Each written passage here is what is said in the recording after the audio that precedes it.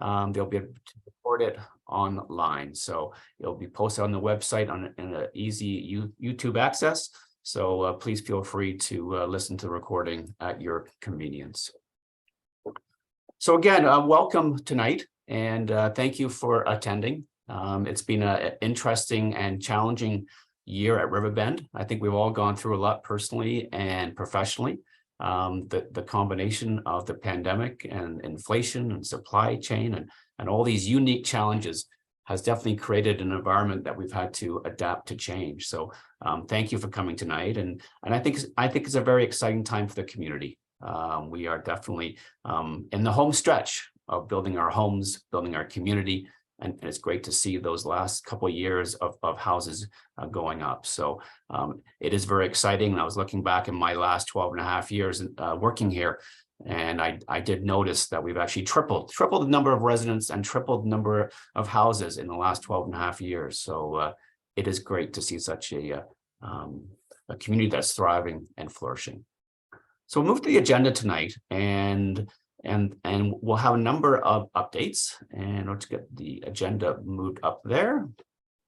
Okay, so we are going to have a department updates. First and foremost, we're going to have Jerry Hackers, who is our community grounds superintendent, give us an update on our community grounds.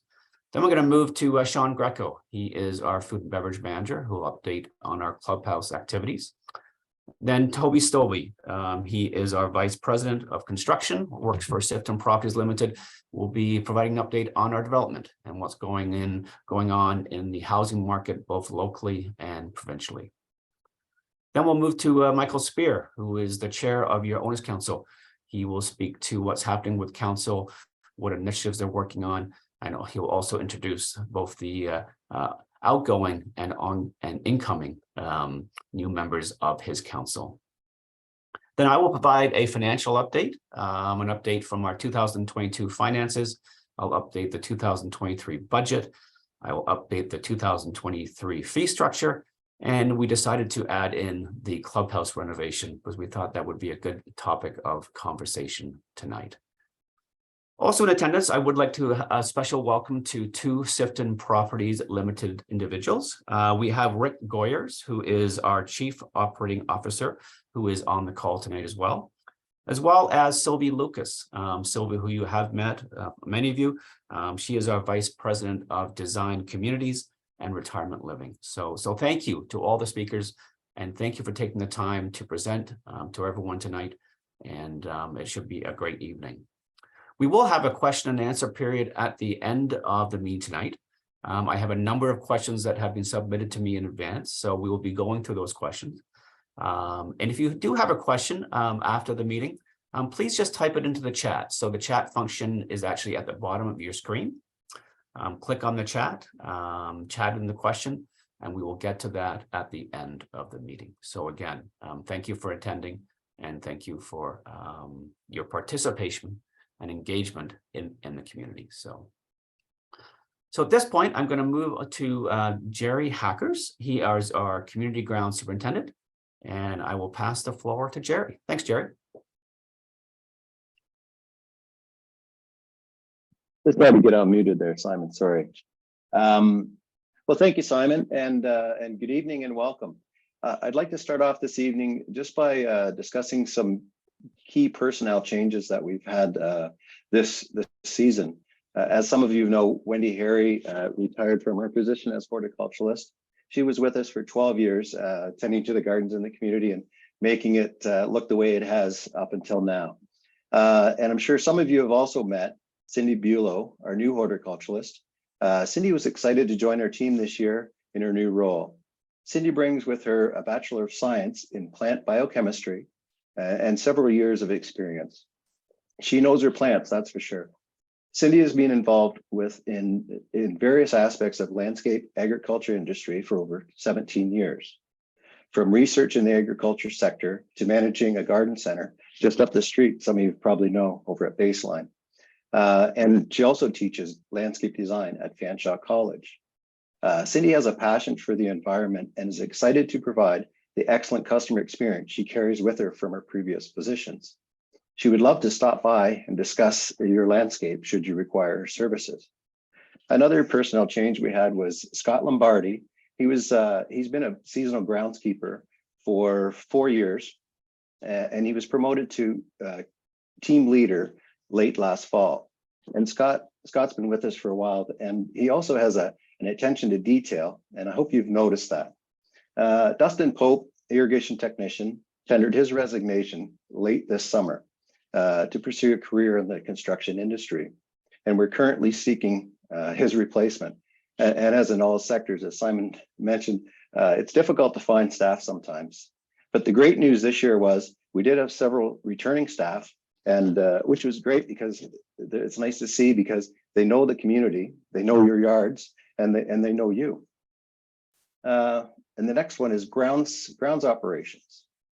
So we continue to utilize a third-party online training program with pretty good success, and every employee, new and old, is required to participate in the training videos. We are able to teach a consistent method for employees so they get the same consistency across the board. We currently have 2 gardeners, Heather and Lauren, enrolled in a horticultural apprenticeship program that's offered through Fanshawe College, with class instruction beginning this winter. We feel this is a great way to retain employees and give them that extra experience in their line of work. We did experience less than average rainfall this summer, and it's totally opposite from the year before. And I'm sure you noticed there were some dry spots throughout the community.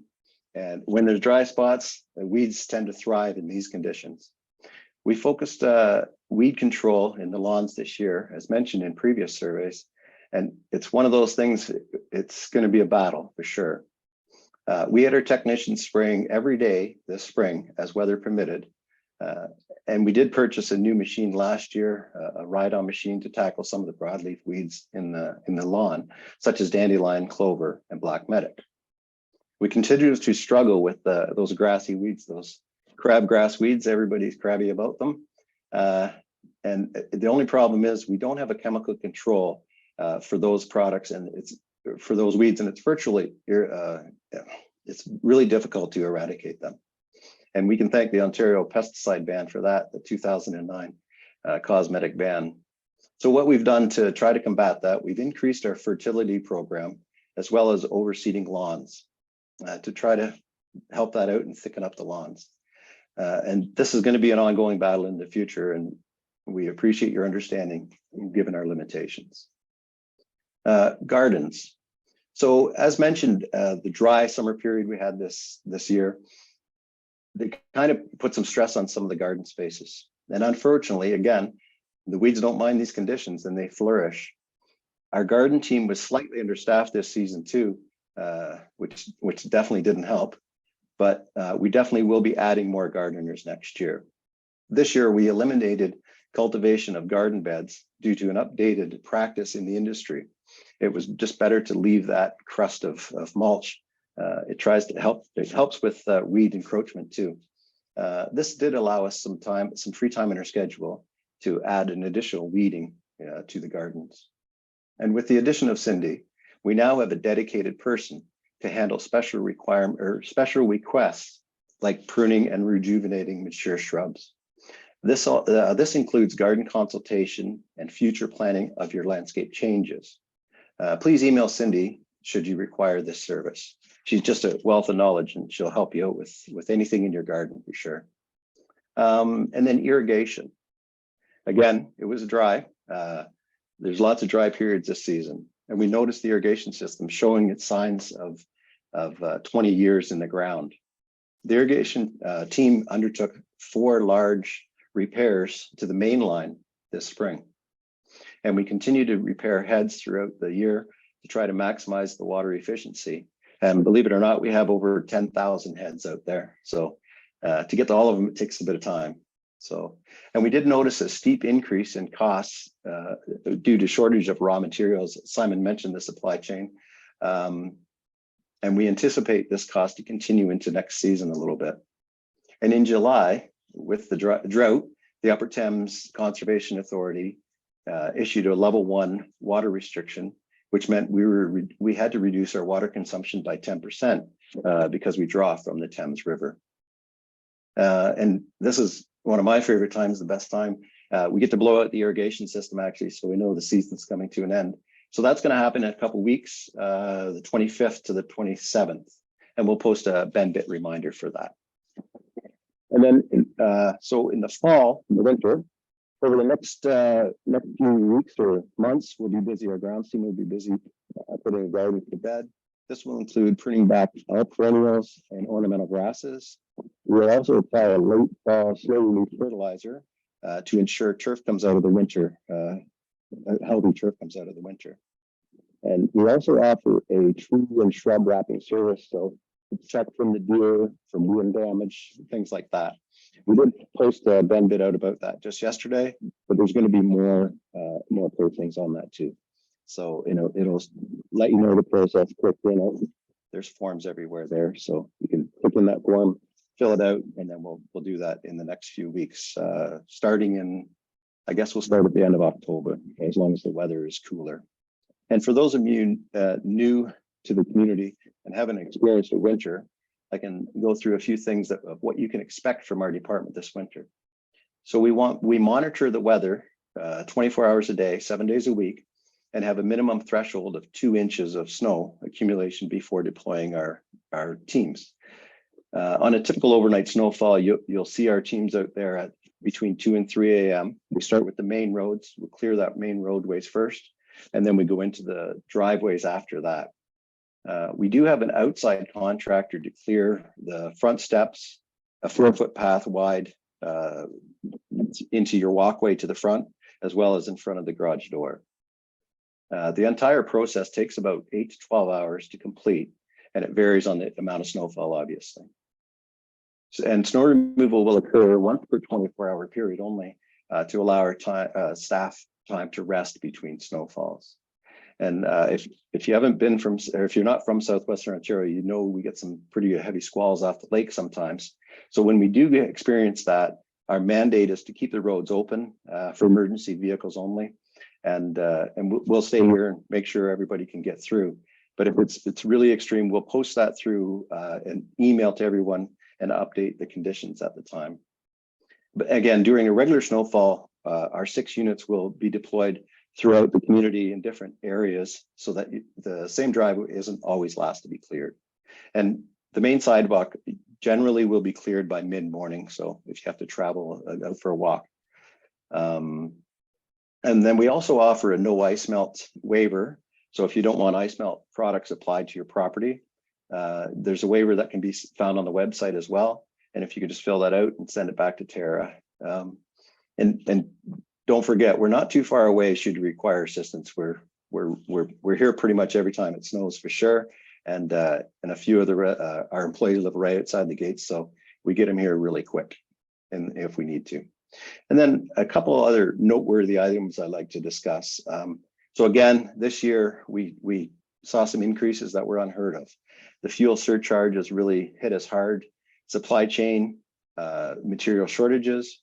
We saw some increases in mulch, was like a 5%, fertilizers 22%, 15% for salt, and 25% for irrigation. And I just found out today, the irrigation technicians were telling me that that's going to go up another 10 or 15%.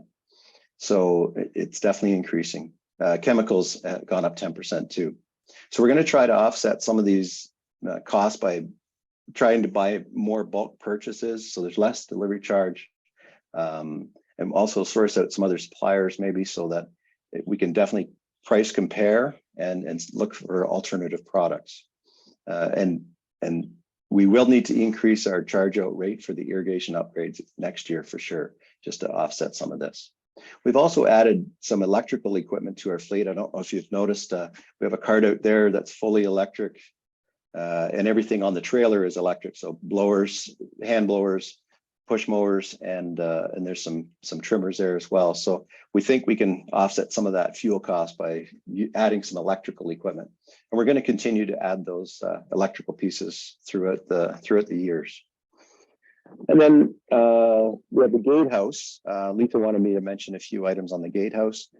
She had some personnel changes as well. Christian resigned and was replaced by Caleb. Shannon is now working casual, and Lisa is currently recruiting for that position.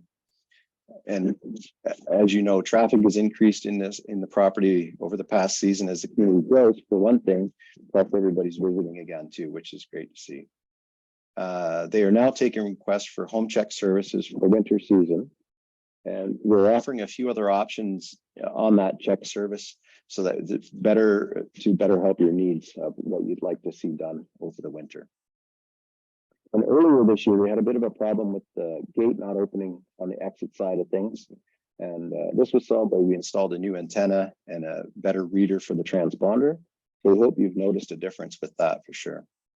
And also, those new to the community might not know we have some video cameras placed throughout the community. This allows our concierge to monitor the traffic flow through the gate so they're better able to respond when guests are exiting and residents are exiting. They also help with me, the snow removal team, and our guys. Pretty selfish that way. I like to see the property when I can. So we're able to deploy our resources quicker because we can see it remotely. So we can pop back over here if we need to. So, and then last but not least, I just want to thank everybody. The support you guys give us throughout the year, the waves, the smiles, everything. I know the kids love it here, and we really appreciate that. And we also understand that there's room for improvement always. And through your feedback, we can take steps to in our operations to make enhancements to our processes. So, so we wish you all the best for the upcoming season, and thank you, and have a good evening. Thank you, Jerry. As always, as our longest standing team member, RiverBend, approaching 20 years, the work you and your team do is amazing. The community grounds always look first class, and it's to no end to the efforts that you and your team accomplish each and every day. So thank you for your efforts, Jerry.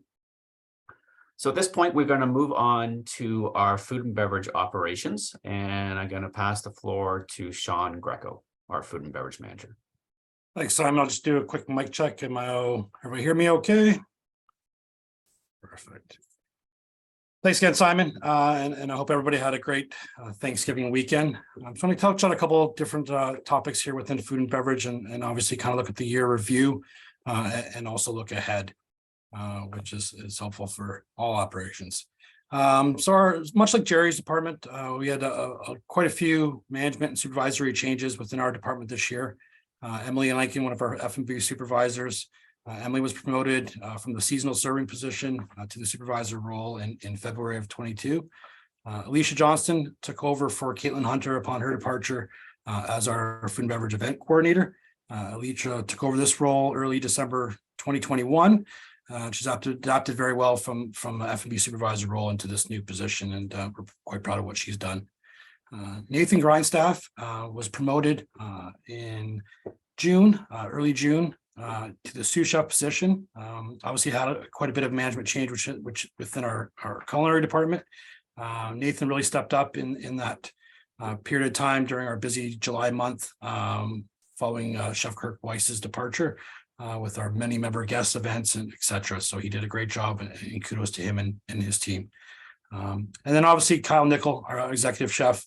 We were fortunate to have some very qualified candidates, and we were really pleased to welcome Chef Kyle Nickel to the team in mid-July. During his time here thus far, Kyle's made some very positive changes and impacts on many aspects of our operations, and we're really excited about the future of our culinary program under his leadership. And then lastly here, a special thank you to Leslie White, who Leslie has been the glue that kind of keeps our team together throughout these years, and I've been here. She's got a great passion for RiverBend and everything we do in food and beverage, and has been a great part of this team.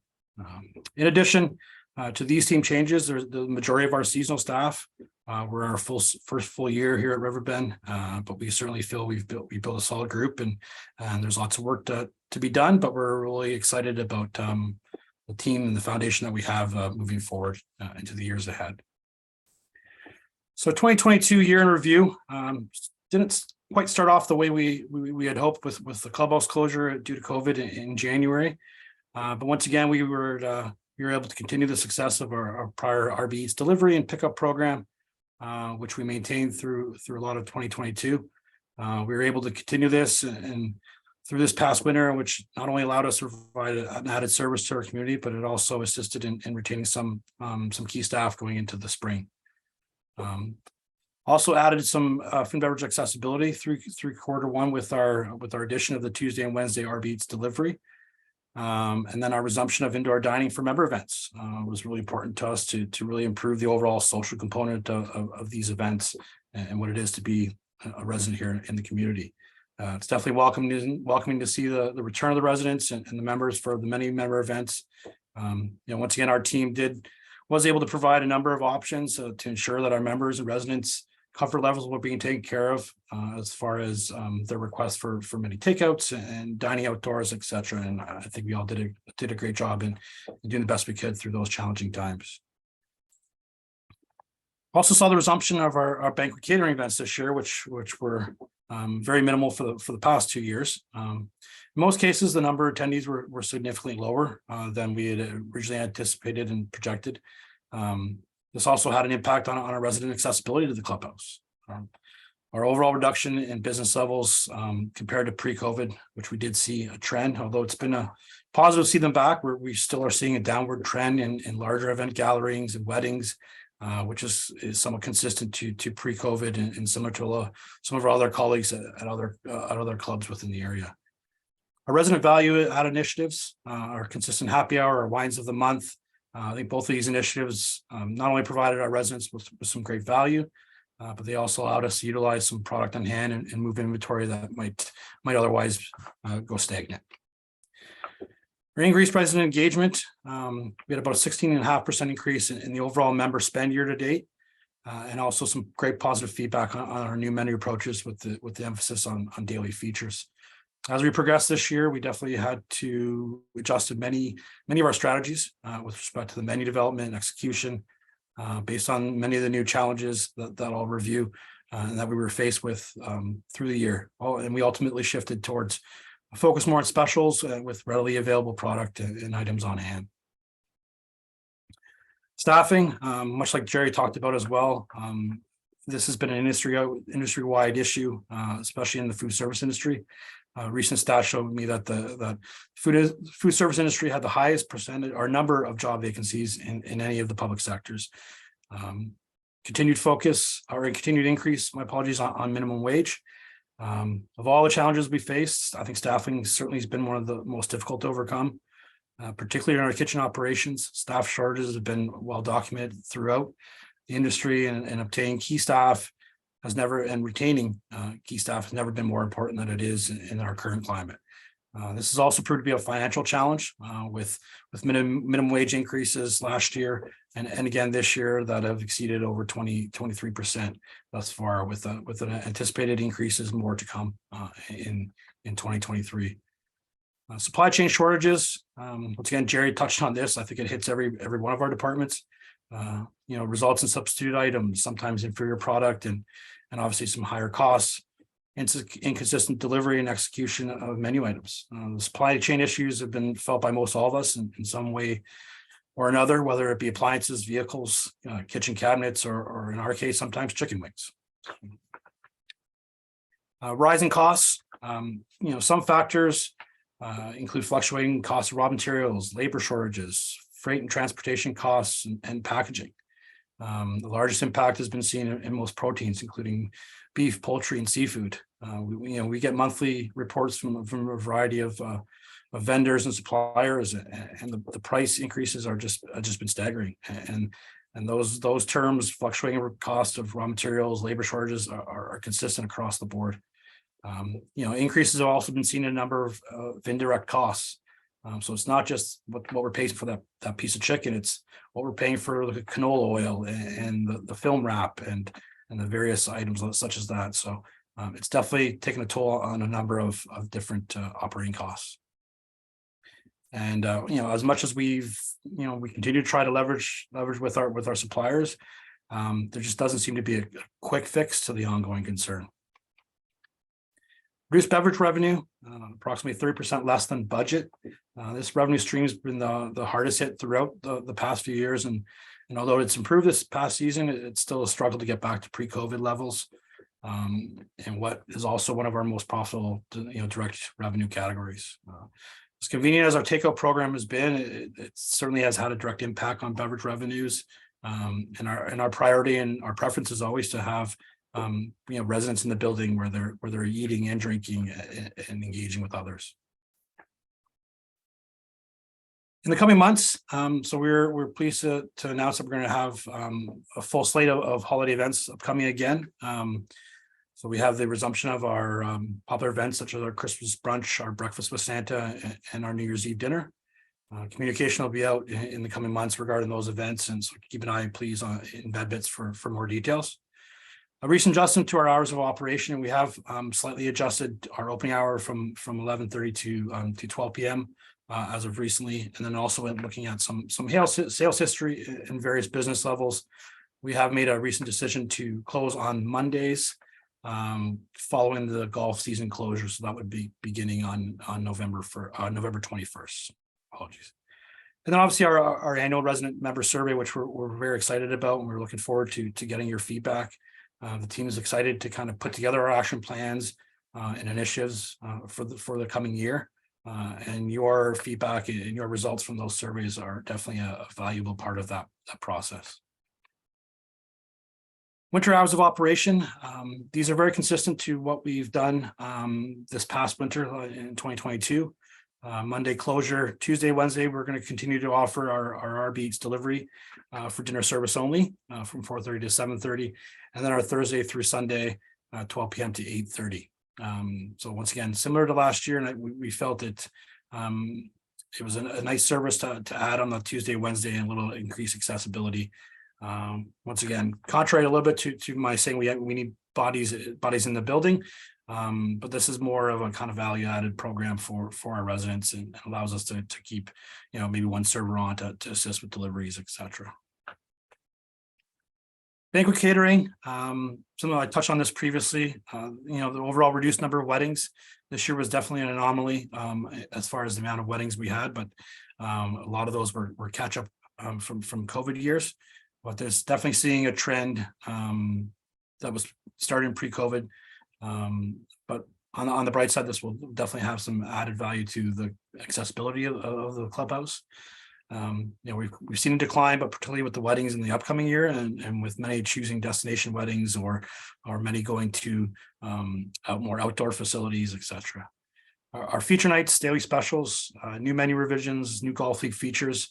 I think these are all initiatives that Kyle and myself especially are looking forward to improving on in 2023 to hopefully increase some additional resident and member engagement.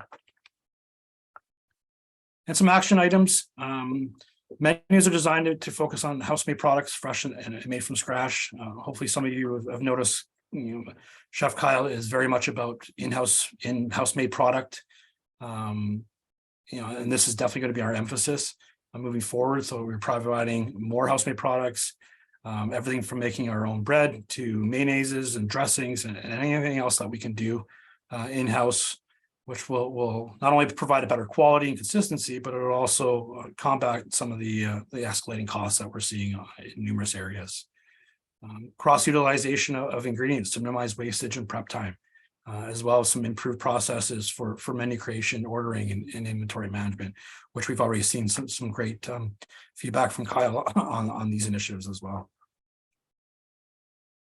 In summary, overall, the past years provide many new challenges we'll likely continue to face moving into next year and potentially for some time to come. We're going to continue to look at creative ways and adjust our operations and adapt to these external obstacles and hopefully minimize any impact on the resident experience.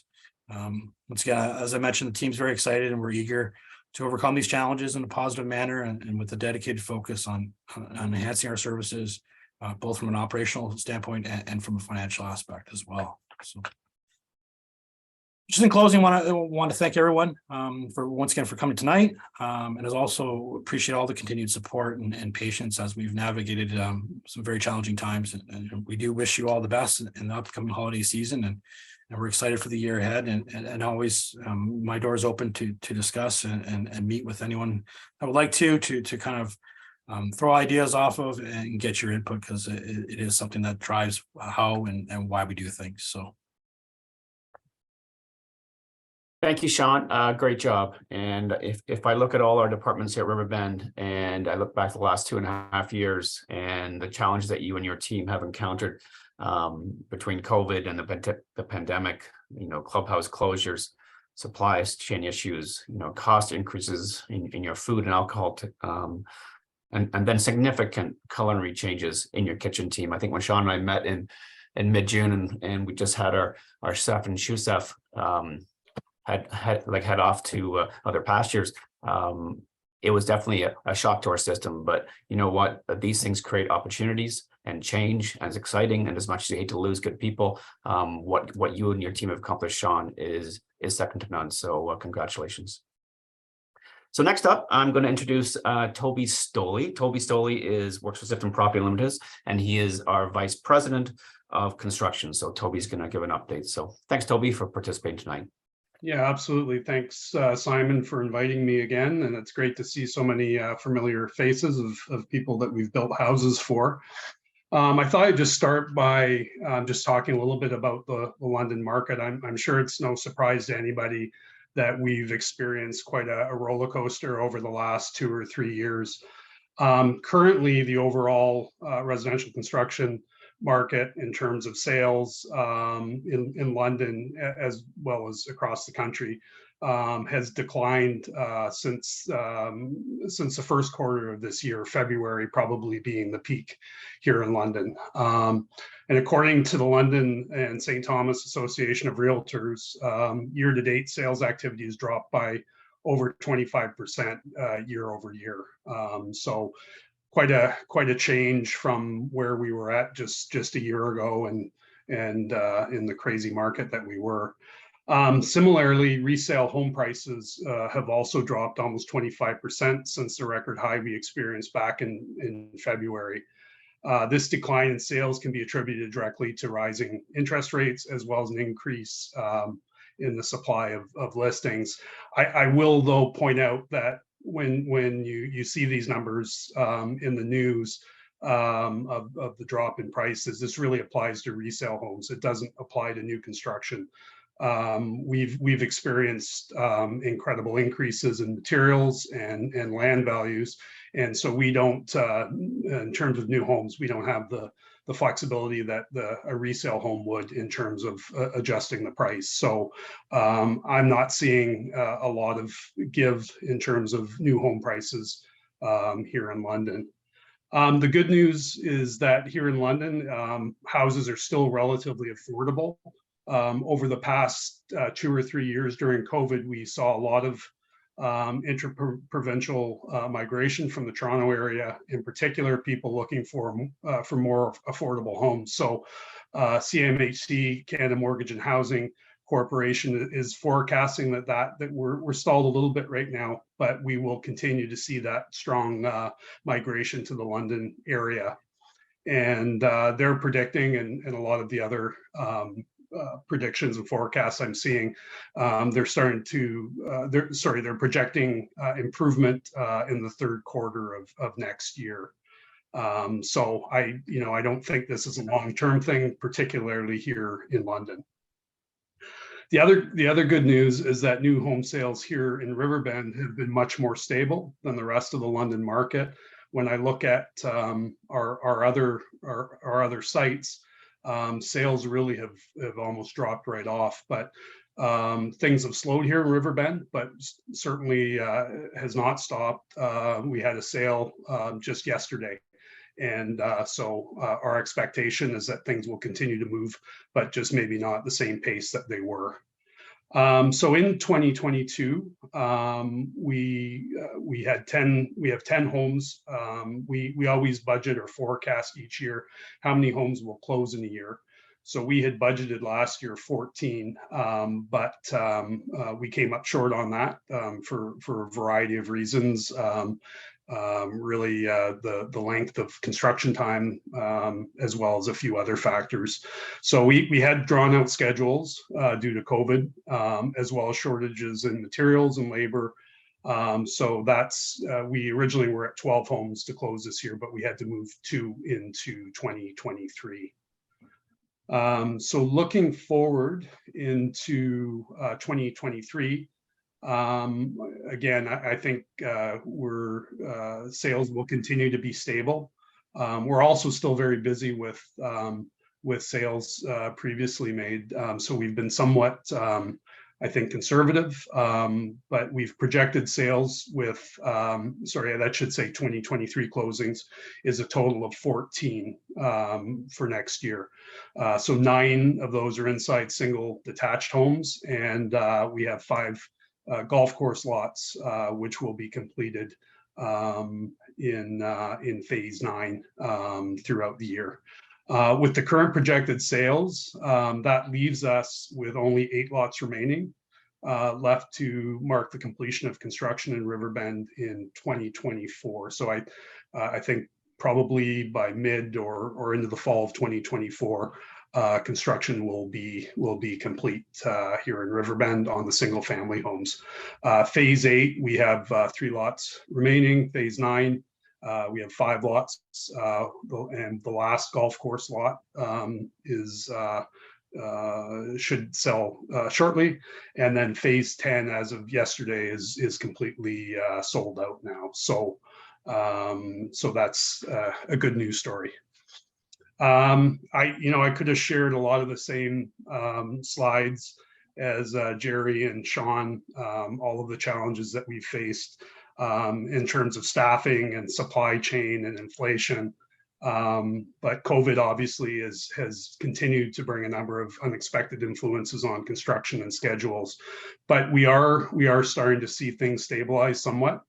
Our schedules were drawn out, and the high demand in the markets has adversely affected the availability of many trades. But again, we're seeing improvements in that. Supply chain issues, it really changes from week to week, it seems. Currently, appliances still are long lead times, and windows and doors. The glass that comes from Cardinal, and a manufacturer called Cardinal in the United States, they're a supplier for many window and door manufacturers, and they are very backed up. And so as a result, we're seeing very long lead times for those sorts of products. Currently, we're selling prices we're holding at the moment. But it really is difficult to predict when construction costs of labor and material will stabilize. We have a lot of suppliers who will not guarantee a price longer than a month, and so every month we're seeing various increases. One thing too that I'd like to say, Simon made a comment just about staff, and I'm very proud of the work that our construction staff has done throughout the pandemic. Construction has been deemed an essential service throughout. So while some of our staff had the luxury of working from home, our construction staff were out there through the worst of it, and did the best that they could. It was a challenging few years, but it's nice to see that we're getting to somewhat of a normal state. So that's it. Thank you. Thank you, Toby. Appreciate you taking the time tonight out of your busy schedule, because in your world, construction, I can only imagine what you've gone through. And as much as I'll be happy to see that last construction vehicle leave the community, we're definitely going to miss working with you, but you and your team are definitely a pleasure to work with and do a great job in this community. So thanks for all you do. Thanks, Simon. So we'll move on now to Michael Spear, who's going to speak on behalf of Owners Council. And for those who don't know Michael, Michael is fairly new to the community, and he joined the council a couple of years ago, and he got thrust into the chair role and has done an amazing job in very difficult circumstances, because as much as we talk about our operations, I think councils had to deal with challenges too. But we at Sifton are very fortunate to have a very good relationship with your Owners Council. We don't always agree, but we always have healthy discussions, and they do a lot of work on your behalf. So Michael, the floor is yours. Thank you, Simon. First of all, my apologies for showing up as Liz tonight. I'm borrowing her computer, and somehow my name got dropped, but I am Mike Spear, and I am chair of our Owners Council since late 2020. And I have lived here since November of 2018. To share with you, our Owners Council was reduced a year ago. We went from 9 to 7 members, and our members council that finished up at the end of September this year were Paul Andrews, Sharon Bryan, and Brent Shea, who had been on finishing their terms in 2022. Paul Andrews was the longest serving member with prior terms. He was about 9 years, I think, in total. Brent has completely left us. I believe he's now moved out to Calgary. Members who joined last year are Dale Ives, Sandra Node, and Russell Petts. Sandra and Dale are new to Owners Council activities, and Russell Petts did serve on prior terms. I won't say how many years ago, Russell, but it's been a few. I think Russell's been around since we had a trailer park for the clubhouse. So thank you very much to the council members who have left and the new ones who have started. Now, the new council members that just started on October 1st are Dan Béchard, Sue Holliday, and Wayne Newson. And we're very pleased to have had actually an election this year, which was great. We had good activity. We kept a lot of announcements going through Tara in Benbits to get people interested in applying for the Owners Council. And we were able to get replacements we are very happy about. So thank you very much to the Owners Council members who have completed their service, and a hearty welcome to the new members who have joined. Just to give over a few highlights, it's basically been a fairly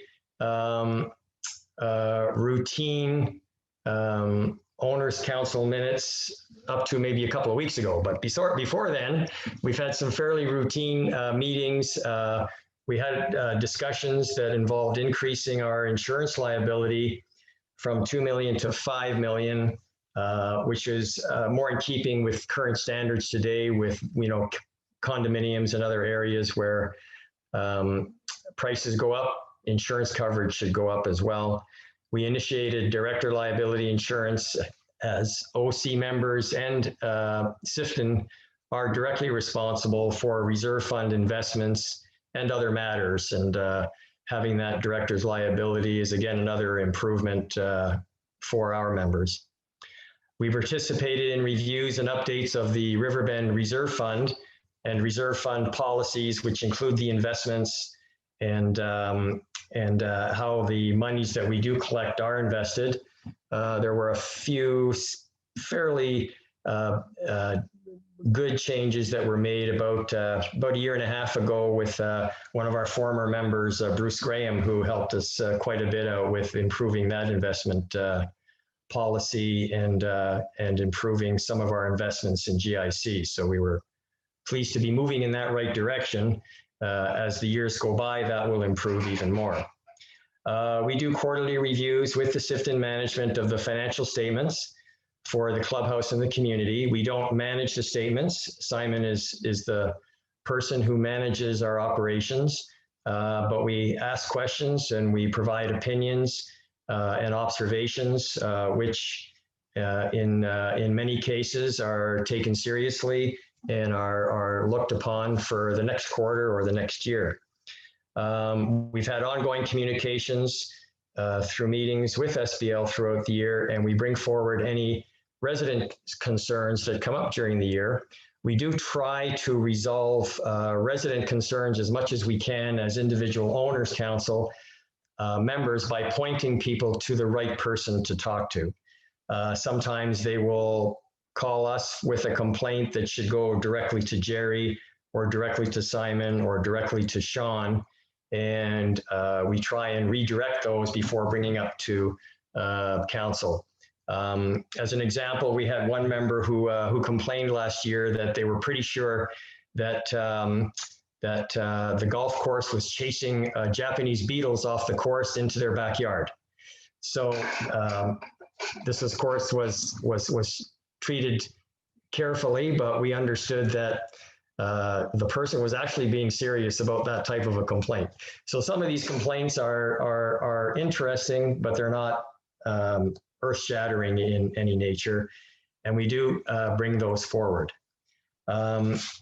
So going forward again to where we are heading, first of all, it is important for all of the members to know that the minutes for every Owners Council meeting is posted on the RiverBend website under the Owners Council. And those minutes very well represent the different discussions that we have in each meeting, and of which there are 6 to 8 meetings a year. The minutes are posted, and then we have Tara put a notice in BenBits to the members so that you're aware the minutes have been posted. The September 27 meeting was posted last week, and we are moving forward from there. We also keep of other documentation on the website, and that is for all members to review and peruse as they see fit. And if there are any questions, the members are welcome to provide those questions to the Owners Council.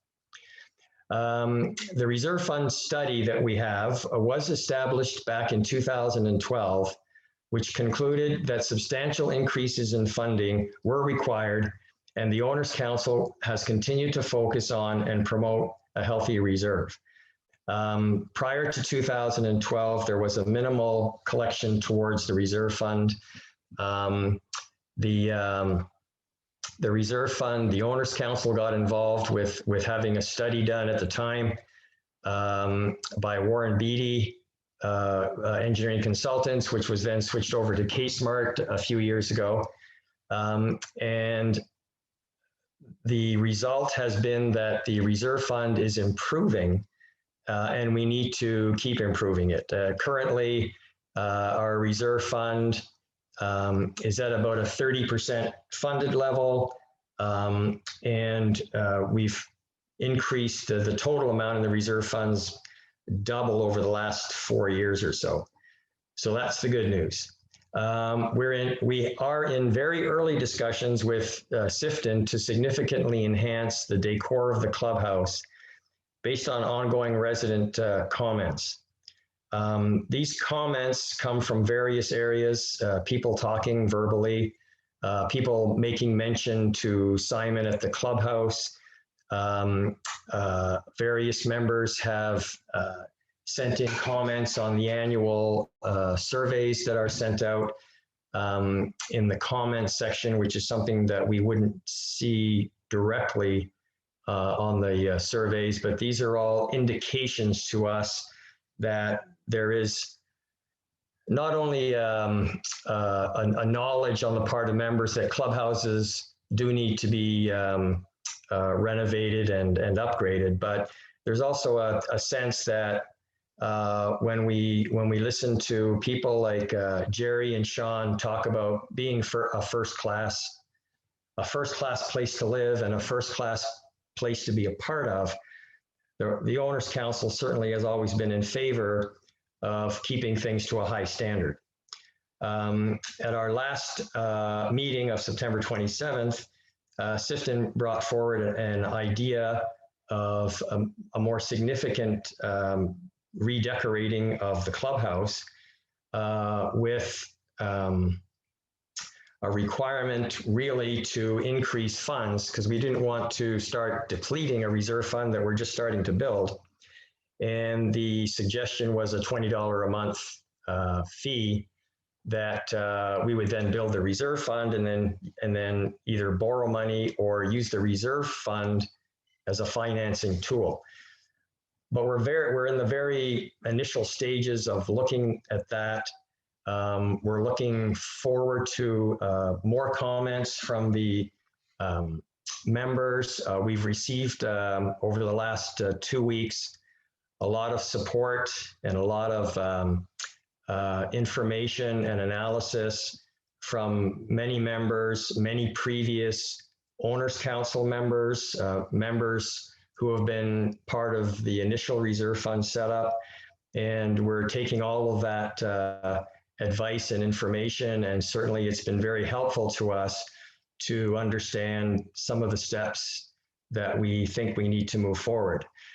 I guess the key item that maybe helped to increase our attendance to 162 people tonight, Simon, was that this did create a lot of controversy as well, more on the basis of not that we don't need a clubhouse improvements, more of what and how and when. And our understanding with Sifton at our meeting was that this would be something that we would be discussing and moving forward with over the next year, but that we would start a $20 a month fund that would help us as we get closer to an actual work phase or scope of work. We would start having some money in the bank, so to speak. So that's that created a routine year to a more exciting part of the year. And we're looking forward to continued dialogue and continued ideas in this area. And I think, Simon, you mentioned you'll be having more discussion on that later in the presentation. And definitely we have quite a few questions and answers to go through as well. So on behalf of the old and new Owners Council, thank you for the time at this meeting. And thank you very much, Simon. Thank you, Mike, and thank you again for all the work you and council do on behalf of the community. We're very fortunate here to have a very engaged community, be it on surveys or emails or just constant dialogue. So it's great that so many people care. And I think what Sifton and council have agreed upon is that we both want what's best for the community. Both Sifton and both the residents, we all want the community to flourish. So I think that's something that we all have to kind of step back and look at and make sure that we're all on that same page. But thank you, Mike. Thank you for your support, and thank you for your thoughtful insight as always. Okay, so we're going to move on to the financial review and outlook. And before I get into the numbers, I think 2022, well, the last couple of years have been unique. I hate to use the word challenging because I don't think any of us foresaw how COVID would impact our operations and our community. I think when we started our budget process 14 months ago in August, I don't think any of us thought that the COVID impact would be as significant in 2022. As we all know, it has. I think inflation at rates that definitely in my life span, we haven't seen, and definitely at inflation levels that have impacted our supply chains, and that supply chain, which has obviously changed how we operate and how we provide to the community.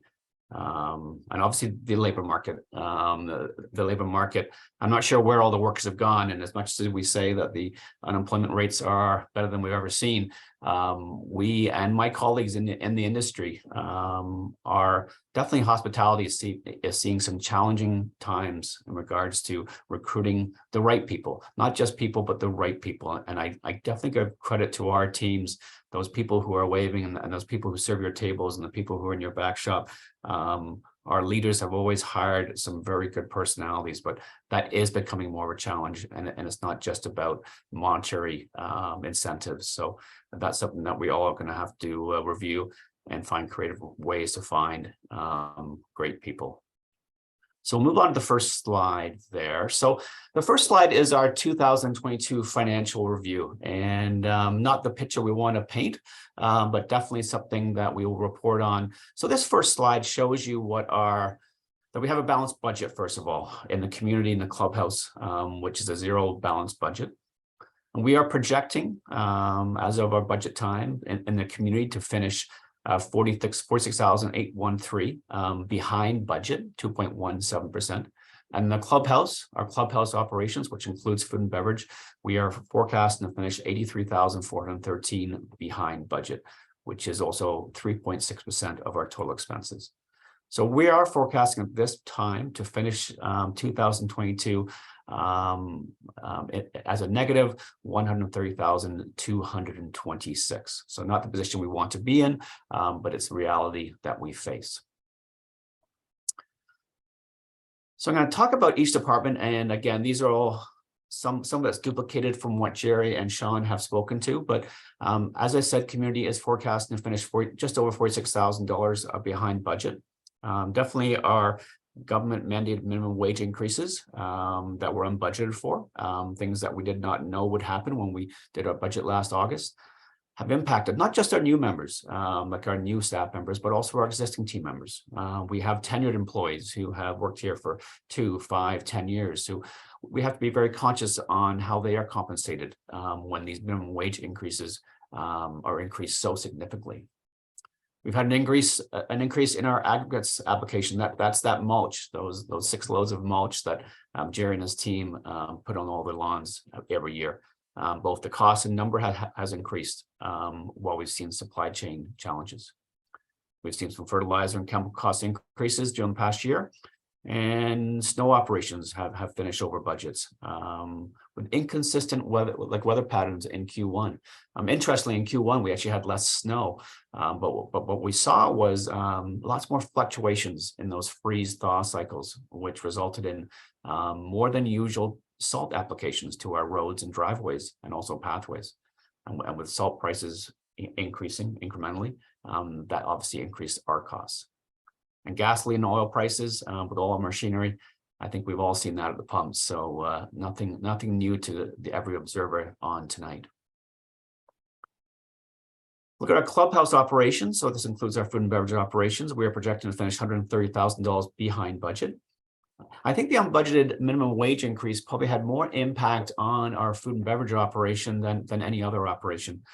For those of you who don't know, the province decided in their wisdom this calendar year to make the server minimum wage the equivalent of the regular minimum wage. There used to be a server minimum wage, which was, I believe, about $3 less than the regular minimum wage. So when that was all of a sudden mirrored with the regular minimum wage, that automatically increased Sean's labor budget by $45,000. Just those, because our servers are compensated minimum wage. So just that one line item with that increase in minimum wage increased it by $45,000. As Sean mentioned, we've seen a definite decline in our catering and banquet business, which will be interesting and definitely consistent with what our colleagues in this industry are seeing as well. We're also seeing a reduction of social and member events due to the continued COVID impact. We had less events, less people, more members, more residents taking food home. As successful as RB Eats was and successful as we've done with RB Eats pickup and RB Eats delivery, what we've seen is actually a decline in our alcohol consumption and in-house dining. So we have to really be very, very careful on how we position RB Eats, because we definitely need people in the building to make this building sustainable. Food and alcohol costs are obviously increasing at alarming rates, which is definitely, as Sean mentioned, is changing that supply chain, changing what product he can provide for menus, and also impacting what he can and can't serve. So definitely unique challenges for that operation. And last but not least, for our fitness facility, we also saw a significant decline in our fitness facility usage. And most of this is just, again, it's probably the pandemic. I think the fitness industry as a whole have realized some challenges where we've seen a lot of gyms close outside of our community. So those group clashes, those group sessions, I think the fitness industry pivoted so well to online sessions and online classes, which was great. But now they're not coming back. It's a lot easier to do those classes from home. So I know Chris and her team are looking at unique ways to drive traffic back into the clubhouse. So let's move on to our 2023 budget. So this slide just shows you what our total revenues are for the clubhouse and community. Again, clubhouse over 2.3 million, the community 1.9 million. So for total revenues of 4.224 million. And our expenses, as you can see, in Clubhouse is just over 2 million. The community 1.6 million. So total expenses of 3.7. Combined with the G&A of 248 in the Clubhouse, 248 in the community, and you can see we have a balanced budget. So a 2023 financial overview. What's prompting those numbers and what's pushing those numbers? So obviously, from a community maintenance standpoint, again, some of these things that Jerry has alluded to. Snow removal costs have increased due to the cost of salt, the shortage of salt. We are forecasting not just a minimum wage increase, which took place on October 1st, but we're also forecasting another minimum wage increase to probably happen in February or March of next year. It has not yet been announced, but we're expecting that to happen. We've been told by our suppliers that a number of our products and supplies are going to increase in 2023. So we have to budget accordingly. For instance, our mulch supplier is projecting a 5% increase. Our chemicals will increase by 10%. Our fertilizers by 22%. Irrigation parts by 25%. So all these things obviously have an impact on what that overall cost structure will be, and that fee will be for each and every resident. Hydro and water is fairly stable, but we're, based upon our numbers, anticipating a 5% increase over 2022. In the Clubhouse, well, what is prompting our 2023 budget? We are forecasting the Clubhouse operations will not be interrupted during 2023 due to the pandemic. I hope that's correct. I think we all want that to be correct. None of us will be surprised if it is impacted. But for the benefit of the building, let's all hope that the pandemic, we are past the worst. We're expecting fitness revenues to improve as users start to return to in-person programming. Minimum wages, again, increase is impacting our new staff and also our tenured staff. We're anticipating an increase in our Clubhouse activity for both our social events and our a la carte dining. That's what we're anticipating at this point. We are, though, projecting a significant decrease in banquets and catering events. And I think this is something that I know there's a few questions in the chat, which I'll answer later on, but definitely in this club business, and all my colleagues across the province have always relied on that banquet and catered business, because that is where your margins are. No question, from your food cost point of view, from your alcohol consumption, from your overall margins, that's why the club business has an emphasis on these events. But we are seeing decline, which is consistent with what we saw pre-COVID. Pre-COVID, we saw a decline where all these next generation couples were having destination weddings, and destination weddings, great for the couple, more expensive for the guests. But if we see that, it's something going to impact that split we have between a la carte dining and banquets. RV Eats will continue to be offered, but again, our emphasis will be on in-house dining. That's where we're going to be focused on, because that's where we need people to eat. Menu change frequency, as Sean mentioned, will continue, although menu prices will be increased relative to food costs. I believe Sean's had 3 menu prices in the last several months, and there's more to come. And for those of you who have been, most of you have, I assume, been to the grocery store or to other restaurants, I think you'll quickly realize what's happening with that food chain. So let's all hope those inflation prices level off. So let's talk about now our 2023 budget calculations. And again, this does get a little bit confusing, and please feel free, if you want to review either tomorrow, next week, next month, please don't hesitate to give me a call, and I'll happily sit down with you and walk you through how these budget calculations are done. So as Toby alluded to, when we are complete, we will have 489 occupied homes. 489 homes times 12 months a year means there'll be 5,868 months that are contributing to both our community and clubhouse, and also reserve fees. We are anticipating to start 2023, January 1st, to have 466 occupied homes. So 466 occupied homes times 12 months equals 5,592 months that will be contributing to the clubhouse and community maintenance fees. We also have to add on to that what Toby is projecting, not just how many homes he's projecting, but how many months it relates to. Are they moving in February, or are they moving in October? And that obviously changes how many months they're contributing. So we are forecasting, we're projecting 96 months are contributing to those months for a total contribution of 5,688 months.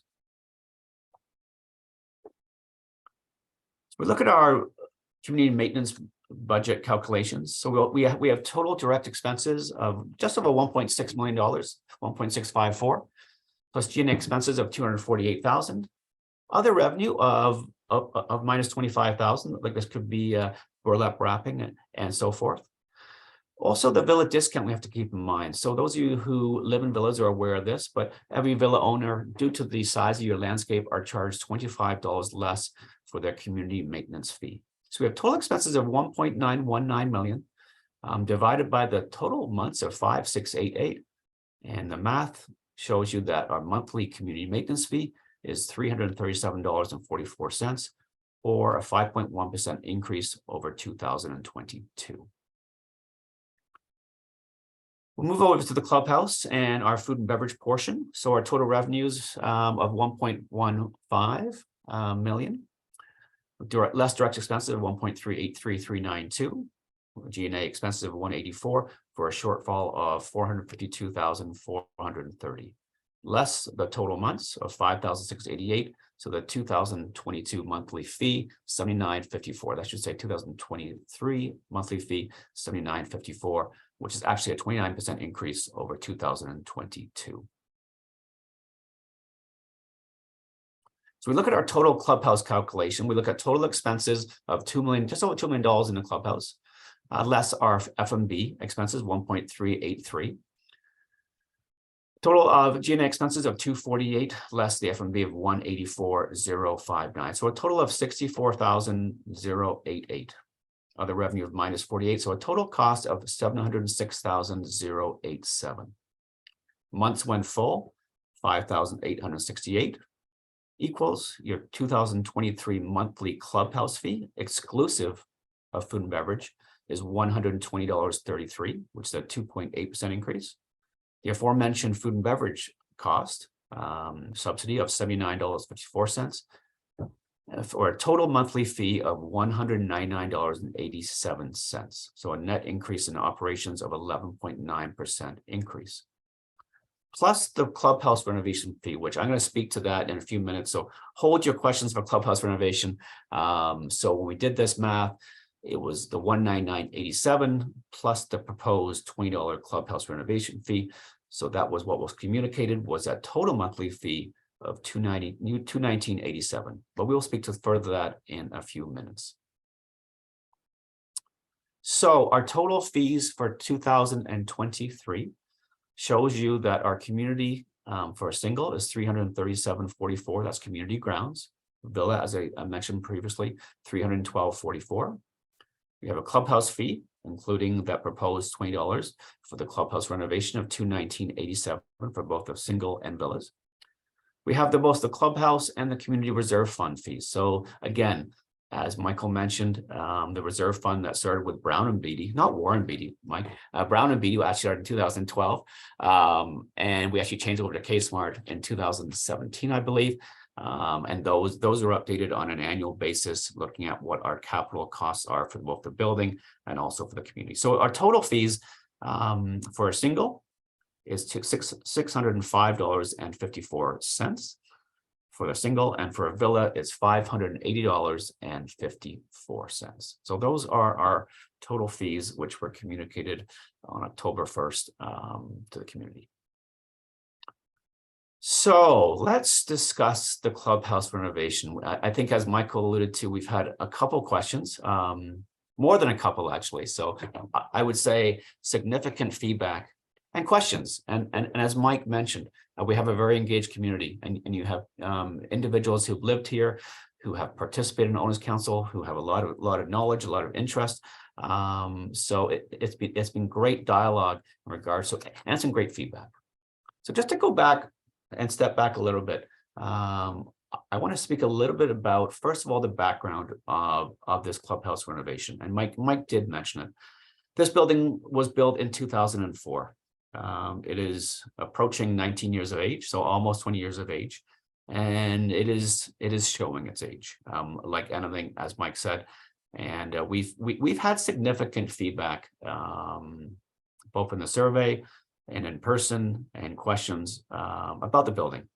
And of all the feedback we received, I would say 95% of the feedback we received were supportive of the renovation, but it was the financing and the cost and the concept of how it's going to happen.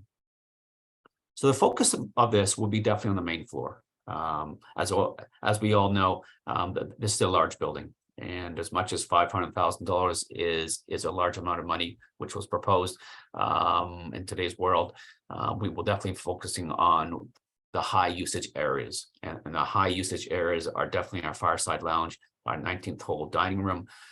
We hope to also update the patio. We've seen significant uptake in patio usage the last couple of years. Part of that's obviously with COVID, so we have to be aware of that patio usage, which is not the norm, but definitely some changes outside would be well received too. And usage patterns, as I said, the community's tripled in the last 12 years. A lot more dining, a lot more social activities. It's a very busy building, and it's busy 12 months a year, and it gets used. So we believe, and again, based upon your feedback and some dialogue with council, that definitely decor updates are needed. And I think what we have to remember here is that, yes, there are definitely items that will happen in this renovation that will be in the reserve fund, but not sufficient, I would suggest, to complete a full-scale change, because what we're talking about is decor. And just so for everyone's understanding, these reserve fund models look at equipment, look at hard costs, look at lifespan of a carpet. For instance, a carpet, according to our reserve fund companies, lasts 20 years. But if we decide to make a decor change because of colorways, patterns, the wood, paint, chairs, bar, when you're making a change to decor or to the look of the building, those are very difficult for our reserve funds to quantify. So again, there will be some items in that reserve fund that will cover some of the renovation, but others will definitely not.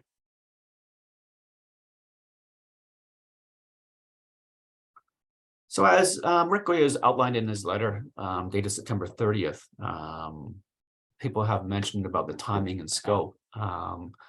So in his letter, we definitely identified that this work was not going to commence until at earliest January 2024. So we're talking 14 months from now. And that's always been the case, because there's a lot of careful consideration, planning. We need resident feedback. We need dialogue with owners council. We need to source out different companies and different suppliers to bid on certain changes. So that is going to take time. So if this work is done, and again, I would say it's still an if, we'd be looking at the winter of that 23-24 during the off season. So the overall scope we developed in the next 10-12 months, and we'll be definitely dialoguing both with council and the community on what that looks like. People also ask about the dollar amount, and again, the dollar amount at this point we're unclear. We are, and until we start costing out things, and as we all know, in that construction world and the supplier world right now, what we cost out today might be very, very different in 14 months from now. At least let's all hope so. But we're looking at flooring, looking at paintwork, looking at millwork, such as the bar, lighting, furnishings, all those in our view. And I think what we're hearing from the community is our first priority. So again, we'll be working on a scope, a budget, and costs, and then we'll be reviewing it for council for their review. So that is definitely part of our process.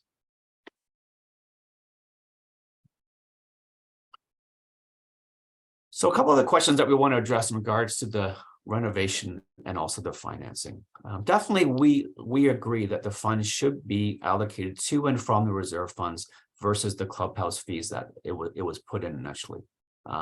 These are definitely reserve fund costs, and that's where those costs will be costed to.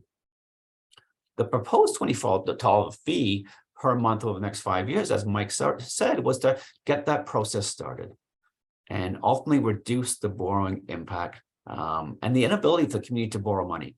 And obviously the reserve did not account for this overall type of expenditure. And we have to be very careful on how we manage those reserve funds. Like as Mike alluded to, we have grown those reserve funds. We are definitely in a much better situation than we ever have been. But we have to ensure that those resources aren't compromised.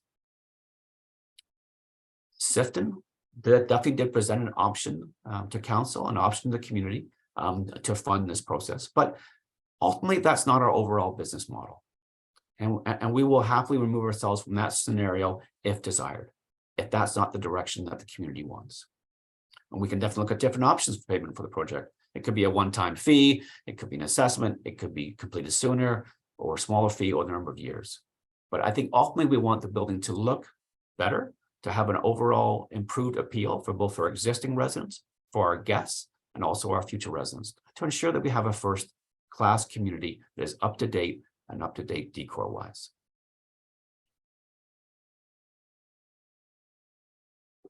So next steps. I think this is probably a critical stage where we look at where do we go from here and how do we want to proceed.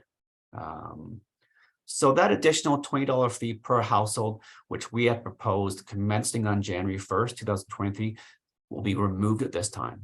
We're not going to move forward at this time with that $20 fee. So we will revise those clubhouse fee costs back to that 199 level, and we will hold off that $20 fee at this time.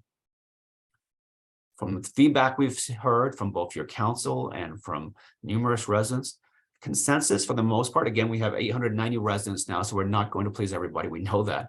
But a consensus definitely is favorable to continue with the renovation project. So we do want to proceed with it, and we just got to look at the scope and look at the budget.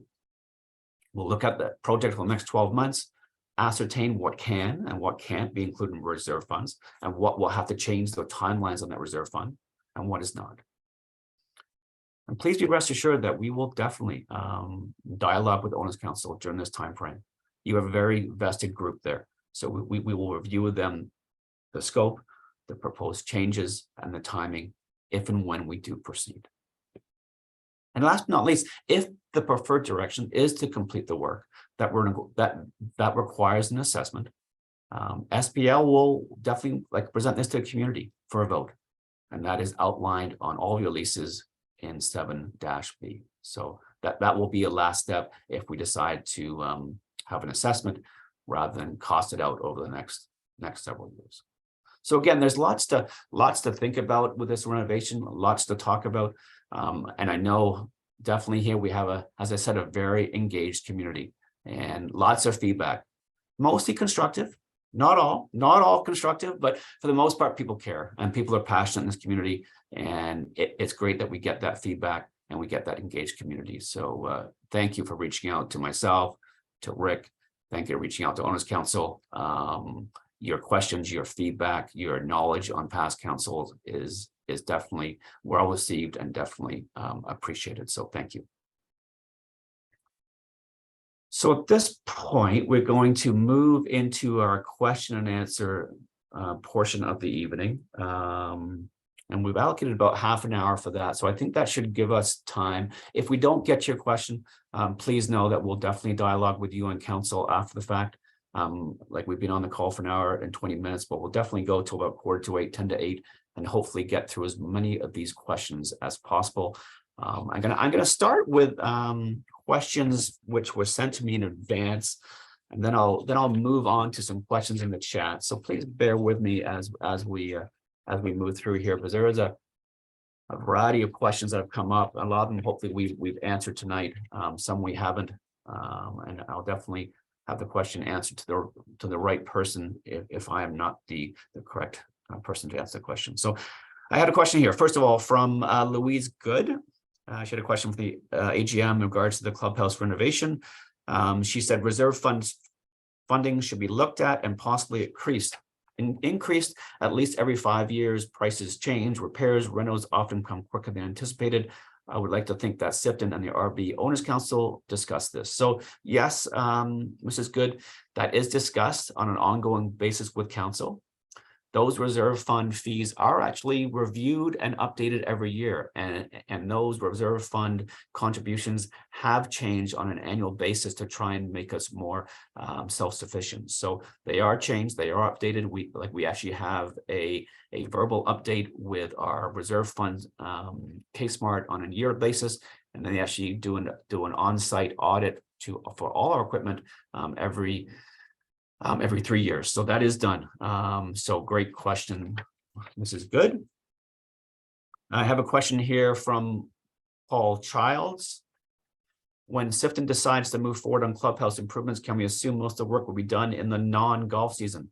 Minimize the impact during golf season? Yes, 100% yes, Mr. Childs, that would be our intent. We would not want to, not just golf season, but definitely our summer season is busier from a residential and a golf perspective. So we would do that work during the off season.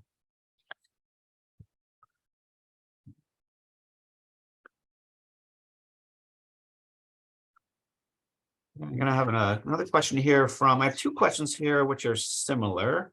So I'm going to read them both. From first of all, Mr. Whitworth. In regards to, hi Simon, if it's not recovered, please provide an update on the retail space going in north of the gatehouse on Keynes Road. What businesses are going in and when is the projected completion? I have the same question actually from Linda Lozon. Do you know what services stores will be going into the plaza by the gatehouse? So great question from you both. So we don't know. First of all, for those who don't know, we sold off that parcel of land a number of years ago. And for whatever reason, the developer has sat on it for 6 or 7 years. But we are no longer the owner of that property adjacent to the community. That property, for those, it is zoned for commercial neighborhood shopping and has a site plan for neighborhood retail stores. Looks like they have started the process, which is great to see. So they've done some curbs and services, which is good. But we have no information and they have no obligation to share with us what retail space is. Because that I assume will be market driven and controlled by the site plan in place. They are currently seeking tenants. They have some advertising, which is good. But just also, it has passed zoning and site plan approval some time ago. So there was where what can and can't happen. And it's been zoned. If you are interested, it's called an NSA 5-19. So it actually includes yard depth, 3,000 square meters, for instance, total gross floor space. It's supposed to be 57% for office use, including medical, dental, those types of facilities. So, and a gross floor area of 1,700 square meters. So that's what you're probably looking at. Also a maximum limit of 700 square meters for possible restaurants. So again, there are some privacy factors there for any type of developer and what they can and can't share with us, but we don't have anything else to share at this point. Linda Lozon also asked a question. Are there any plans in a renovation to create more spaces for meeting activities for residents? The boardroom and library are almost fully booked, so there isn't time, space for new activities. And that is actually a similar question to what I had from another resident in regards to space. But spaces, it's very, very challenging. We have a certain square footage, and I heard someone ask the other day why we don't move our offices, across the road off site. But no, our offices are not moving. We are not planning to renovate the kitchen. I've heard that rumor too. We are strictly looking at decor and updates and the overall visual appeal of the building. We are sometimes have to have some creative spacing for some groups, and we use the dining room and different spaces, but there are a number of groups in this community, thanks to our social committee led by Nina Watson, who do such a great job promoting so many different groups. So, but at this point, no, Linda, we don't have a plan or even the building to change the actual structural to add more usable space. I'm gonna move over to a question if Toby Stoley is on the line. So there's a couple questions I had here for Toby. And Toby, if you're okay answering these ones. The first question, Toby, was from Sue Allen. I would like to once again ask if there's been any progress on a decision regarding the proposed low-rise apartment at RiverBend. So for those you don't know, that is the proposed apartment building or two buildings that are across from the clubhouse. Toby, are you able to answer that question? Yeah, I guess the update is I really don't have an update. We've been committed and continue to be committed to tackling that project once we're built out. And you could see from my presentation that we're really at the end of 2024 before we're built out on the single family. And the truth of the matter is right now, although sales are declining here in London, construction is still very busy, particularly in mid-rise and high-rise. And it really would not be a good thing to go out and tender a project like that too far in advance. So we're going to wait for the market to stabilize and to build out the single family homes. So at this point, we really don't have any clear plans. We will start getting into design in the next year or so, but there's also no decision in terms of. I saw a question whether condo or rental. Really depends on on the market at that time and sort of what the needs are within the community, given the amount of development that is going on sort of around RiverBend. So don't really have an answer.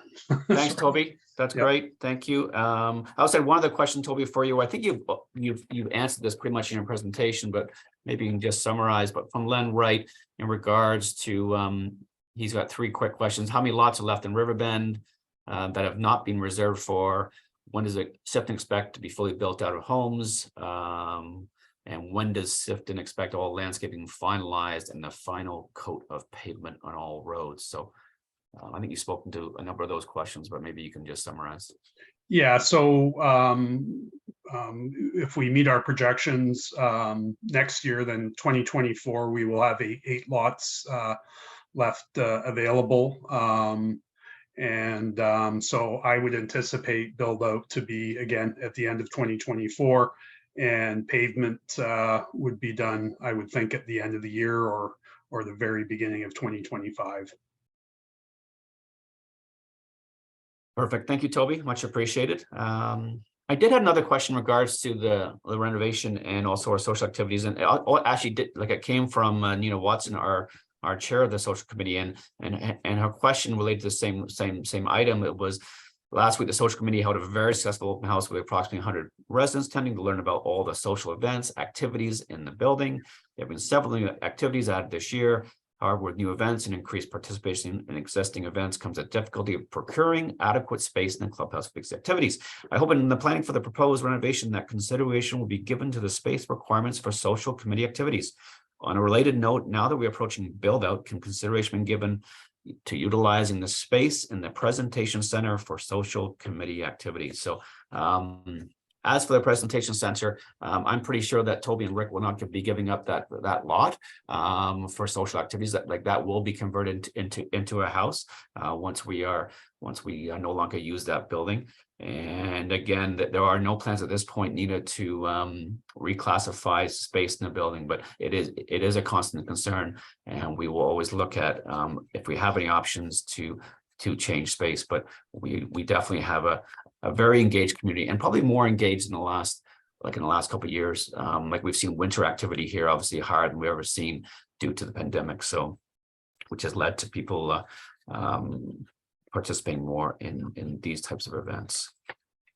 I have a letter here from Murray Huffman, who asked me to read it. So I'm going to read his letter. It's on behalf of the executive of the Jack Nash Terrace Association.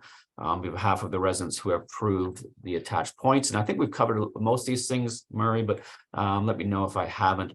The letter from Rick Beers includes comments on a possible remodel of the clubhouse and the methodology to potentially pay for this. I believe several points have not been covered in this potential remodel.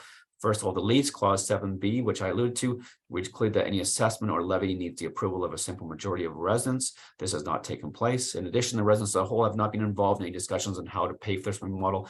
And I believe there are other options that need to be discussed with all resident owners. Mr. Halleck has submitted one solution that I support. I realize these thoughts were presented to Owners Council, but no time was allowed for the council to seek resident input.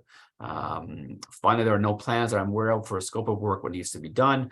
This is perhaps the most important missing piece of the proposal. Based on the above, I am requesting we do not move forward with a remodel or borrowing money from the property manager and not proceed with the additional $20 assessment. I believe the Owners Council wants us to survey the residents soon, but without a scope of work, this may not be the best time to do so.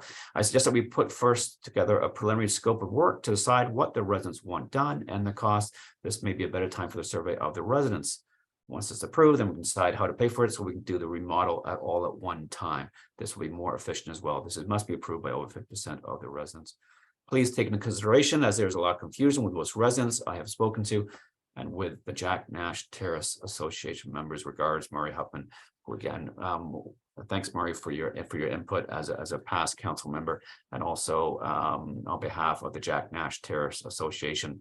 I believe we have covered off all of those questions, and definitely a scope, costing, and how we're going to move forward has a lot more discussion both with the community and also your owners council at large.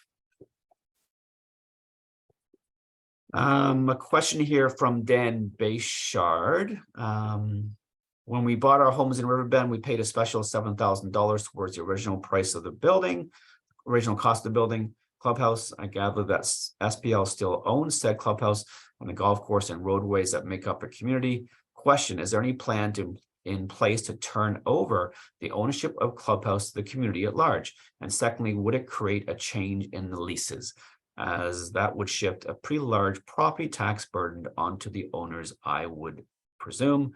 I'd also be interested to know how much tax SPL pays in the community, on top of what I pay the City of London for property tax. So yes, we are the owners of the roads and clubhouse stand within the community. We lease the lands that the resident homes are located on. As we are not a condo, there is no legal means to transfer ownership to the residents of these parcels or the clubhouse. However, as per the lease, the residents are responsible for the upkeep and finances. We do, in fact, pay a portion of tax, but would respectfully keep that to ourselves, the amount. Question here from Bruce Graham and Diane London. Does the proposed project involve capital improvements to SPL's clubhouse that are not included in the Clubhouse Reserve Fund study? I believe I've spoken to that. So again, it's decor. All of the items in Reserve Fund model are capital and of cost in nature. Things like repaint or a change in bar location or an enhancement in decor. Those specific decor items typically are not included in reserve funds, but definitely, Bruce, we will look at what is included and what isn't, and how we can use some of the reserve fund if deemed necessary and it fits. Is it SPL's view that residents are financially responsible for such capital improvements? Yes, it is.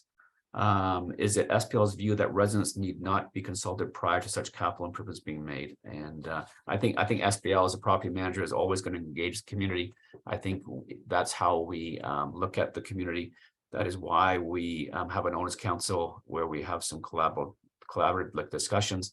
And it's also why we decide to survey residents on an annual basis, which we don't need to do. But I think what the feedback that we are provided definitely mitigates how we move forward and the action items for the building to make the community flourish. So thank you for those questions, Bruce and Diane. We've still about 10 minutes left, so I'm just going to go to the chat here. So let me scroll up to see what we have covered and have not covered. Bear with me. Any questions, again, just please type them into the chat. second here. Lots of questions. Bob Banks asked, what was the total deficit this year, including the monthly assessment the residents paid? So that was in the financial report, Bob. I don't have that information handy, but it will be in the recording and in the minutes. So, and it also showed you what the specific food and beverage deficit was. So those numbers are readily available. And if you cannot find them, please let me know. Marg, I'm not sure which Marg it is. Have we seen detailed profit and loss statements for outside events? Want to know if they are worth the inconvenience and if they contribute to our reserve. So that's a great question, Mark. And I think it's something that I think we might be forced down that road, not having them based upon what is happening in that banquet and wedding business. But we definitely have had numerous discussions with Owners Council, and actually Sean Greco has actually presented to your Owners Council at least 3 times where our emphasis has been on those events.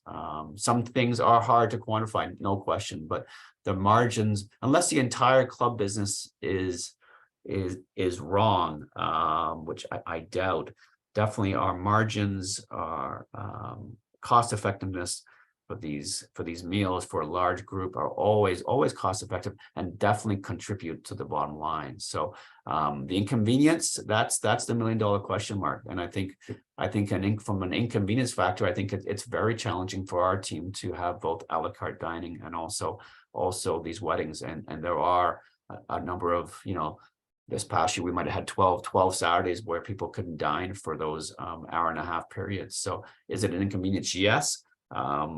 But my personal view, and I think the view of Sifton, is that they do contribute to the bottom line of the clubhouse building. So definitely beneficial, but it's something that actually we've discussed more recently with council. So I think Sean because council has changed so much over the last couple of years.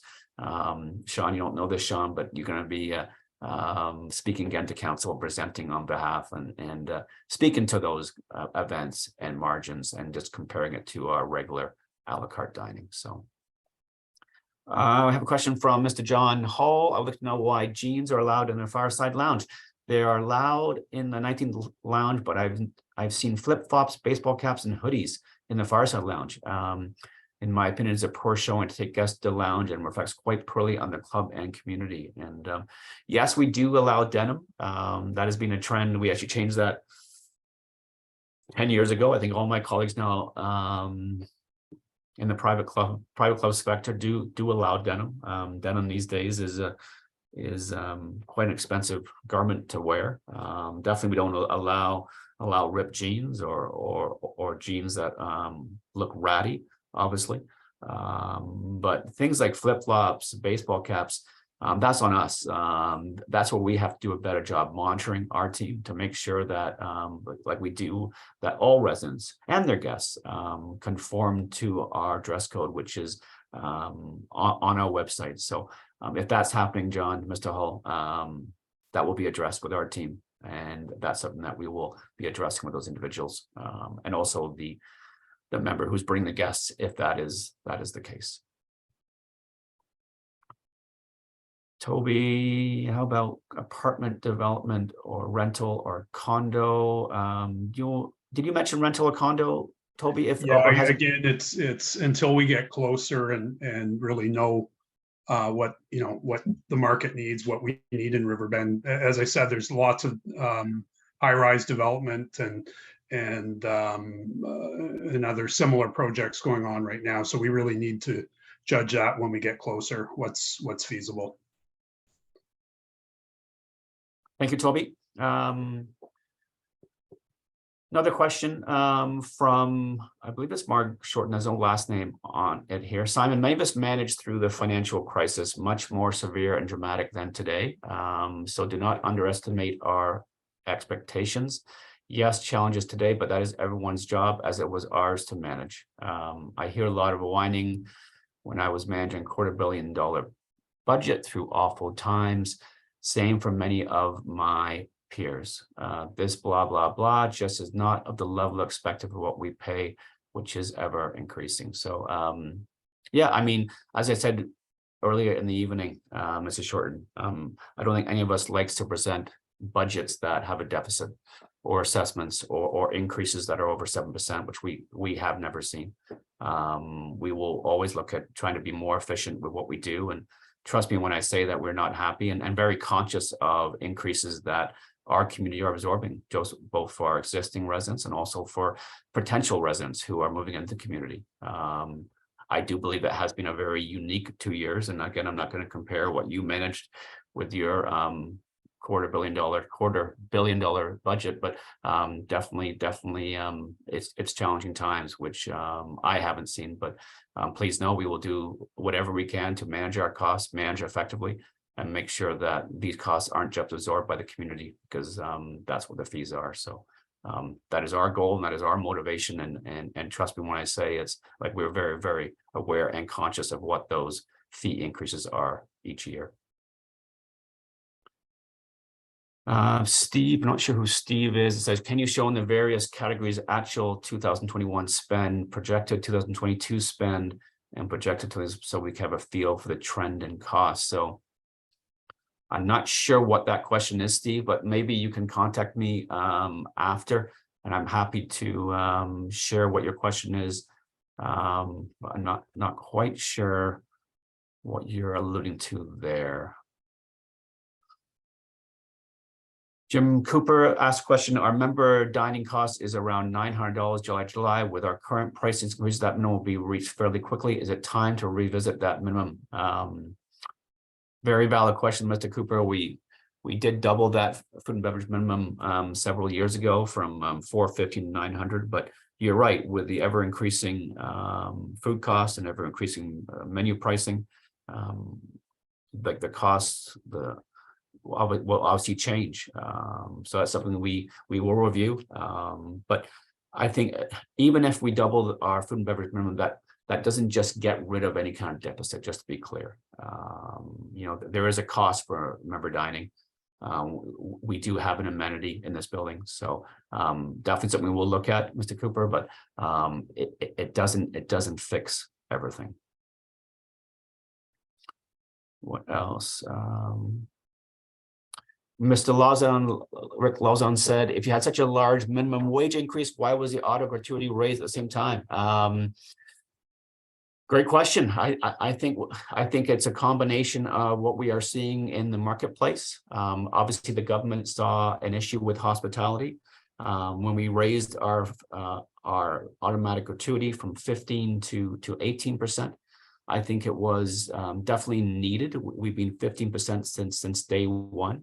And I think for us, in order to attract capable, qualified individuals to serve, I think 18% I would suggest is average at best these days. I'm not saying that's right or wrong, but I think if you go to an average restaurant these days, where I've gone the odd time, I think the choices I've seen on some of those machines are 18, 20, and 22. And again, I'm not saying that's correct, but we as a company have to look at different ways to recruit and incentivize staff, because it's very difficult to compete with those downtown restaurants and bars who are putting cash tips in their jeans. So we actually have a new recruitment and retention task force that Sifton has started over the past year, and we are looking constantly at innovative ways to get staff on board. And it's not just about the compensation levels. It's not. There's a number of levels, be it benefit-wise, be it incentives, be it work-life balance. But we are definitely feeling crunched. But I think it's not just us, as Toby Stoley alluded to. I think it's every industry is having the same challenge. Mike Hale said the council can supply their opinions. They cannot approve. I think that the residents are required to approve as outlined in our lease. So yes, we spoke to that in regards to if there's an assessment that will go to a vote. Frank, I see a Frank, I'm not sure who the last name is. I assume Sifton design staff will be designing the clubhouse renovation. In my experience with Florida condos renovation of hallways and a community room, owners were given 2 or 3 design options to vote for their favorite option as we are paying the freight. So yes, it's definitely a unique circumstance here where we're not a member-owned facility or a member-owned club, but we will definitely be looking at options, definitely engage in the community. and making sure we are doing what the community wants. So like there will be engagement with both your owners council, and also we'll be reaching out to a number of community residents in regards to what those options look like. Okay. Catherine Pike Walters has said, Simon, can you speak to the efforts made, how and where, by RiverBend to promote itself as a wedding banquet facility? Are there opportunities to raise the profile to attract more revenue? So yes, we have tried to raise awareness. There are a number of wedding shows that our team goes to promote what that wedding banquet business. There just seems to be less of the business around, but definitely we will do what we can to like secure that business, and obviously it has to be sponsored by a resident if we do have any type of outside wedding or banquet. Michael Hales asked, will RiverBend implement some sort of visual sound barrier between the new strip mall and the road in RiverBend community? So Mike, yeah, there's very little space there to have any kind of barrier. They do have our original drawings and designed. There will be a small mound there, which will, but again, we're going to have to look at what once it is built, and we will be looking at what landscaping is done, and definitely we will have to look at some creative ways to hopefully minimize the impact on our residents in that vicinity. Dave B, there is no doubt the rounds have to be done. I was just to start the $20 January 1st, 23 to create a reserve is only going to cost us more later. Thank you, Dave B. Appreciate that was our thought process too, actually.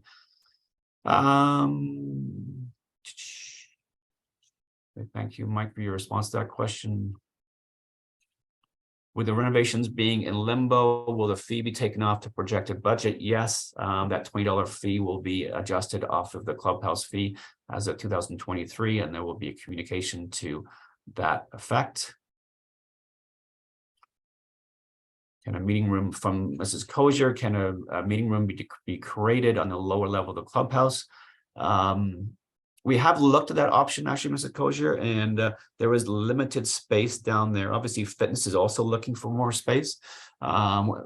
We have looked at the potential at reducing some of our locker rooms. So that is one area that is a potential, because we don't have the same locker room usage. But again, any of those changes, the ROI on changing the rooms and doing that construction when it's social activities, it's a pretty costly endeavor. But again, it's come up several times tonight, so we will definitely look at any and all option.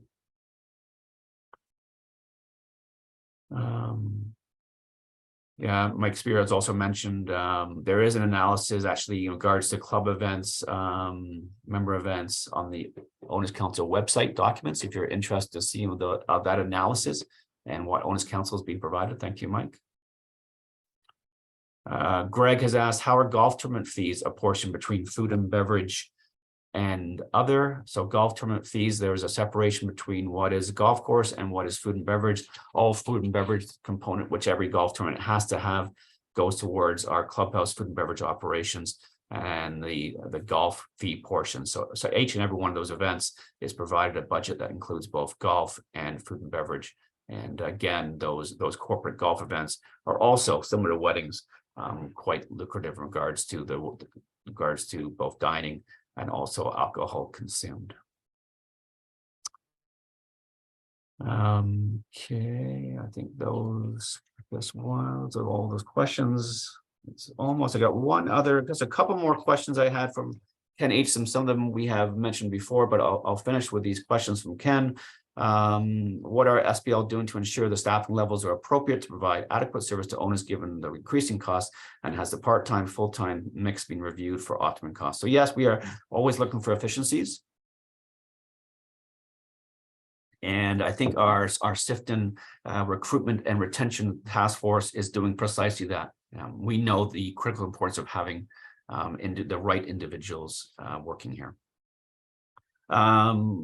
This question from Ken also, is Owners Council satisfied that each wedding held is priced to cover all costs, including a contribution to fixed clubhouse costs, and that a true profit is made on each wedding. Are all our weddings sponsored by a resident member? Yes, and if not, does OC sponsor? So Mike, you can answer that, Mike, but I think we're going to have Sean present again on behalf of SIFT in regards to what those events bring in. And I think that would be a perfect opportunity, as Owners Council has changed so significantly in the last few years. I think it'd be unfair to put those new council members on the spot. So, but we will definitely endeavor. We will present to council those items. Couple more to finish. If SBO were to guarantee the loan, perhaps the community could borrow at a lower rate, or does SPL borrow at prime +2? So yeah, if the community can borrow at a lower rate, they are welcome to do so. Not sure how that would be accomplished, but definitely. How the community be asked for feedback on this approach. So yeah, definitely vetted through your Owners Council. And again, as I said previously, if there's an assessment in place, that will be, as per the lease 7-B, that will be presented to the community at large for a vote.